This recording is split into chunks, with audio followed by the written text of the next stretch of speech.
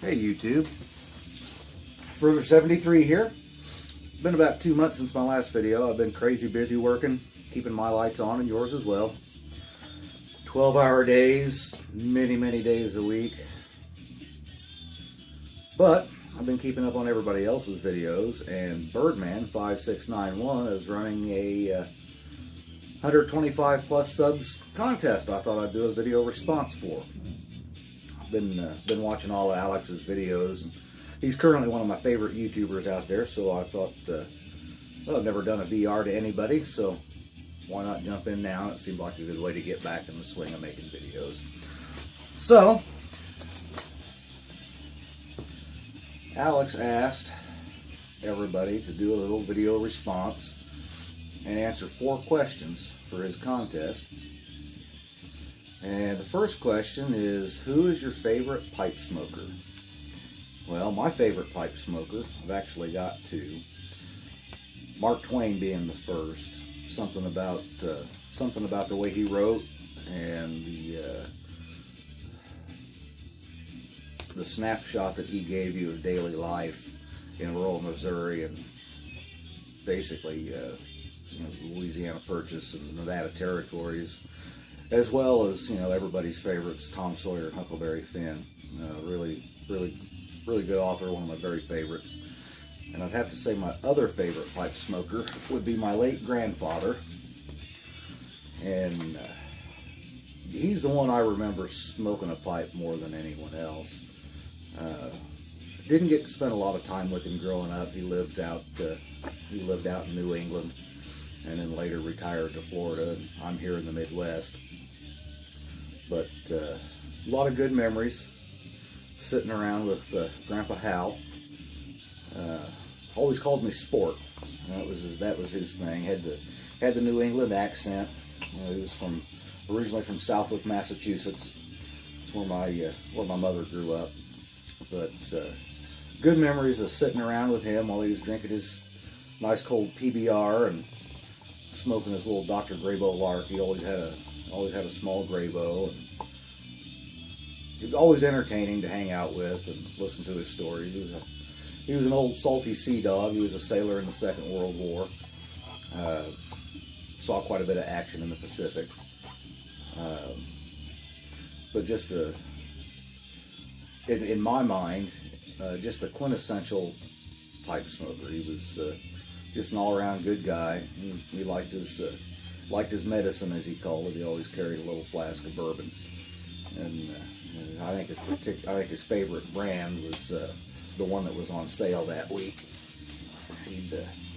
He'd get up in the morning and start his day with some bacon and eggs, a glass of orange juice, followed by whiskey and water for dessert, and just kept it rolling all day. But anyway, that's probably my favorite pipe smoker, and the one that I remember the most from my youth. And when I think of a pipe smoker, that's who I think of. Is my grandfather.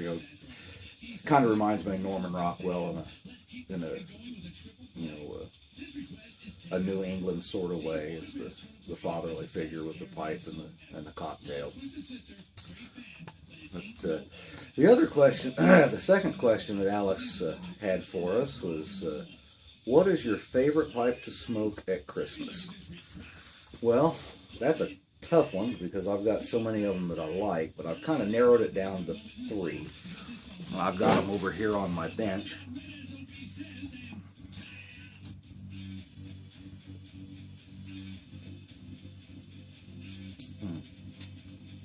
By the way, I'm currently smoking a little Frogmorton Cellar in my Dunhill Bulldog group, my little Group 3 Dunhill. Great smoking little pipe. Let's see if I can move you guys around here. I don't know how this will come out, but over here on my bench, I've got my 3 favorites to smoke at Christmas. I've got my gourd calabash here in the back, which this was an eBay estate find. And then everybody's familiar with the quintessential Savinelli 320. Camera issues. This one happens to be 2013 St. Nicholas. I don't know if you can see the stamping. There you go. That's 2013 St. Nicholas 7LA 320. Really nice smoker. It's got a big deep bowl. It's nice to just sit back and relax and think about the woes of the world and the joys of the holiday. And then my other favorite, and I haven't smoked this one at Christmas, but I'm looking forward to it, is a recent acquisition. I picked this up back in September down in Nashville. It's my Joe Case Dagner Slayer poker. You can see Joe's stamp there on the bottom, and dated 2014. But really looking forward to that. And then there's that calabash. You know, it was well cared for, I think, when I got it. It had been smoked well, but it's in really nice shape, and you know, it's got the actual gourd, immersion bowl, cork seal, and whatnot. But it's a really good smoking little pipe. Does everything a calabash is famous for. Nice, cool, dry smoke, and it's really nice to sit down and read with. It hangs really nice, really lightweight. You wouldn't think a pipe that big would be so light, but probably only weighs maybe 1.75 ounces, 2 ounces or so. But anyway, those are the pipes that I'm looking forward to enjoying during my time off around the Christmas and New Year holiday. I plan on spending a little time out here in the shop with my fire crackling in the stove over here, and brewing a little coffee and enjoying my pipes. Third question that Mr. Birdman had for us is, what is your favorite Christmas blend, or your favorite blend to smoke at Christmas time? My answer really is quite a bit like Alex's. It just happens to be whatever I'm enjoying at the moment. I'll probably enjoy some Frogmorton Original, some Frogmorton Cellar, which are two of my favorites. Since it's winter and it's cold, I like something a little smoky and kind of hearty. I've got a little bit of Penzance stashed back that I'll probably break into. Nice smoky, savory smoke to enjoy with a nice glass of single malt. Actually, I'm kind of looking forward to the time off. I'm off from the 22nd of December through the 2nd of January, so I've got some time away from work to decompress and let the daily grind go and relax with my two boys and hang out with the wife, and probably have my dad out, enjoy a pipe and a few cocktails out here in the shop. Anyway, back to Alex's questions. The fourth question he had for us was, who is your favorite tobacconist? Well, as you, I'm sure, well know, the brick and mortar is quickly becoming a thing of the past.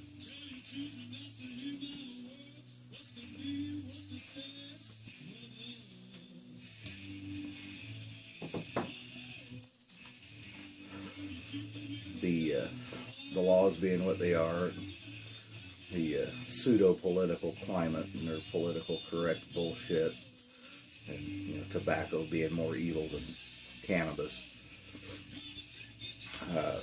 Brick and mortars are quickly going away, and the ones that do remain tend to cater primarily to the cigarette and the cigar crowd. And if you find a nice tobacconist, they're going to be focused on cigars more than anything. That being said, though, I'm fortunate in that right here in my little small town in Indiana, we've got a fairly decent little tobacconist, and they've got a really nice walk-in cigar humidor, and they've got a better than average for a small town shop selection of pipe tobaccos. Their pipes they don't really have much to offer in the way of pipes, but they've got a nice selection of tin tobaccos. can actually, on occasion, find a Dunhill blend. They've got a nice selection of McBaron tins, and they've got they've got a pretty good complement of the newer Sutliff stuff. And they've also got the old classic drugstore tins brands. You know, they got the Prince Albert and the Carter Hall, and half and half, and what have you. And Smoker's Choice is the name of that. They've got a few locations around west central Indiana where I'm at. But I'd have to say probably my favorite is in Greenwood, Indiana, a place called the Pipe Puffer. They've been there for 30 some odd years. I remember going there when I was a teenager with my dad. You know, if we got over to that part of the state, we'd stop in there and he'd pick up some tobacco and we'd look at the pipes and whatnot. But they've got a really nice selection of Savinellis. They've got I think they've got some Parkers. Don't carry any Dunhills, but they've got some Dunhill accessories, but no pipes. They've got a really nice selection of tin tobaccos. I'm always able to find something from Esoterica on the shelf when I go in. Not always Stonehaven or Penzance, but there's always something from Stonehaven, from Esoterica sitting on the shelf, either in the tin or the 8-ounce bag. Picked up, last time I was in there, I got a tin of Ansoda Bed that I've yet to crack, but I'm looking forward to. That may end up being one of my Christmas blends that I dig into this year. No, they've got a really nice selection, really friendly staff. They've got a nice cigar humidor. They've got several house blends, and you know, you're always welcome to go in and load up a bowl of one of their house tobaccos and take up space and tell lies there in their seating area. They've got a nice little liar's pit, as I call it, with you know, nice leather wingback chairs and a few some club seating. Just a nice little place. Unfortunately, they're getting fewer and farther between. But so anyway, I've droned on here for about 12 and a half minutes, bumped the camera a few times, and stumbled over myself as I get back in the swing of making a video. So anyway, Alex, this is my video response to you and your 4 questions. I hope the season finds you well, and you get over your period of calendar issues. I really enjoyed your saga of fucking up all your appointments and showing up for things that didn't exist and being early and having everything all jumbled up. I can totally relate. I wake up in the morning and I never know what city I'm driving to today because I work all over the state, and my work location changes from one day to the next. So I can totally relate to you and your calendar dilemmas. But anyway, I hope the holiday season finds you safe and warm, and with those that you care about the most, and have a happy holiday, and as always, sweet smokes.